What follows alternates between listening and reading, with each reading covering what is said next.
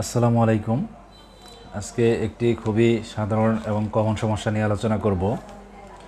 তো সেটি হচ্ছে যে বিশুদ্ধ পানি। তো জীবের অস্তিত্ব যদি আমরা কল্পনা করি তাহলে পানি ছাড়া কিন্তু জীবের অস্তিত্ব কল্পনা করা যাবে না। তো সেই জন্যই বলা হয়েছে পানির অপর নাম জীবন। কিন্তু সুস্বাস্থ্য অর্থাৎ সুস্থভাবে বেঁচে থাকার জন্য বিশুদ্ধ পানির প্রয়োজন। তাই বলতে পারি বিশুদ্ধ পানির অপর নাম জীবন। তো এই পানির মাধ্যমে কিন্তু বিভিন্ন ধরনের রোগ জীবাণু আমাদের শরীরে প্রবেশ করে, অর্থাৎ পানিবাহিত অনেক রোগই আমাদের হয়ে থাকে, যেমন টাইফয়েড, ডায়রিয়া, তারপরে হচ্ছে যে হেপাটাইটিস, তারপর হচ্ছে কলেরা। এই সকল রোগ কিন্তু পানিবাহিত রোগ। এছাড়াও বিভিন্ন রোগ আছে পানিবাহিত রোগ, কিন্তু কমনলি আমাদের কিন্তু আমরা টাইফয়েড জ্বরে আক্রান্ত হই। এটা কিন্তু সবাই জানি যে টাইফয়েড জ্বর হয়েছে। আসলে এটি কিন্তু একটি ব্যাকটেরিয়াজনিত রোগ।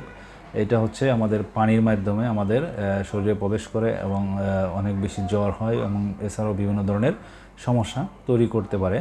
তো এটা থেকে মুক্ত থাকার জন্য কিন্তু আমাদের অবশ্যই বিশুদ্ধ পানির প্রয়োজন। এছাড়া আমাদের যে জন্ডিস, আমরা হেপাটাইটিস এই, যেটা কমন জন্ডিস অর্থাৎ পানির কারণে হয়ে থাকে, অনেক সময় আমরা ট্যাপের পানি পান করে থাকি। এই ট্যাপের পানিতে কিন্তু এই হেপাটাইটিস এবং ভাইরাস থাকতে পারে। তাহলে কিন্তু আমাদের সচেতন হবে যে ট্যাপের পানি পান করা যাবে না, এবং ট্যাপের পানি পান করতে হলে একটা নির্দিষ্ট সময় পর্যন্ত অনেক সময় ফুটিয়ে পান করা হয়, অথবা ফিল্টার পাওয়া যায়, এই ফিল্টার ব্যবহার করতে হবে। তো আরেকটা বিষয় আসি যে ইকোলাই বা কলেরা, এই কলেরা জীবাণু কিন্তু আমাদের যে খোলা জায়গায় পানি আছে সেই পানিতেও থাকতে পারে। তো এই জীবাণুগুলো কিন্তু ডায়রিয়া করে থাকে। তো আমরা এই কলেরা, টাইফয়েড এবং হেপাটাইটিস দ্বারা জন্ডিস এই রোগগুলো থেকে মুক্ত থাকতে হলে কিন্তু আমরা খুব সহজে এটাকে প্রতিরোধ করতে পারি। সেটা হচ্ছে যদি আমরা পানি বিশুদ্ধ পানি পান করি। বিশুদ্ধ পানির সোর্সগুলোর মধ্যে খুব কমন সোর্স যেটা গভীর নলকূপ, এছাড়া হচ্ছে যা বৃষ্টির পানি, এগুলো কিন্তু এই ভাইরাস, ব্যাকটেরিয়া এগুলো মুক্ত, খুবই বিশুদ্ধ।